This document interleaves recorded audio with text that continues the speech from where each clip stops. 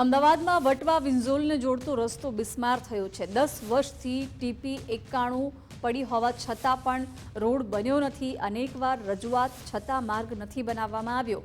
કાચા માર્ગમાં વરસાદી પાણી ભરાતા લોકોને હાલાકી પડી રહી છે। આસપાસમાં 350થી વધુ ધંધાકીય એકમો આવેલા છે। દર વર્ષે ગામડા કરતાં ખરાબ હાલત આ વિસ્તારની થાય છે। આ વટવા જીઆઈડીસી ફેઝ 4 અને મેટ્રિક્સ પ્લાઝાની પાછળ એ અહીંયા વારે ઘડીએ પાણી ભરાઈ જાય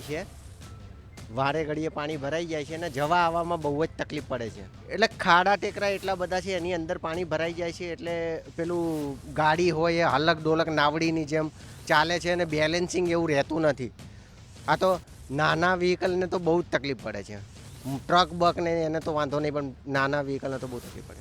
એટલે અહીંયા જો તમે જોઈ જ રહ્યા છો કેવા સખતના ખાડા છે, બરાબર છે। એટલે એ ખાડા ટેકરાને કારણે અમને લેડીઝને તો ગજબ તકલીફ પડે છે।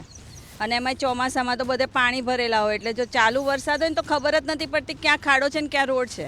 હવે અમે લોકો પડીએ કરીએ તો કોની જવાબદારી? અને રાત્રે અંધારામાં તો કશું બી દેખાય નહીં।